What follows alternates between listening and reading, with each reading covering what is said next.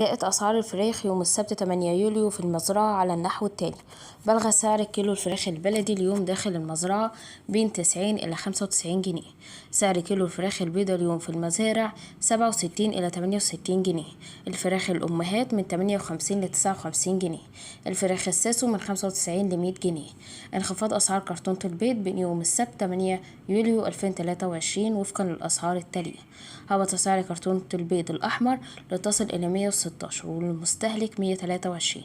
كرتونة البيض الأبيض 111 وللمستهلك 118. سعر البيض البلدي 119 وللمستهلك 126 وساعات 130. جاءت أسعار الكتاكيت اليوم السبت 8 يوليو كالآتي: ثبت سعر الكتكوت الأبيض ليسجل 11 جنيه.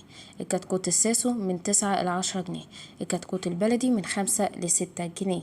يتراوج سعر كيلو البط السكوفي الفرنساوي 64 أو 65 جنيه. السكوفي من 99 ل 100 جنيه. الموردي من 84 ل 85 جنيه. يتراوج كتكوت البط الفرنساوي من 9.5 إلى 10.5. البط السكوفي عمر يوم من 23 جنيه ل 23 جنيه و75 قرش.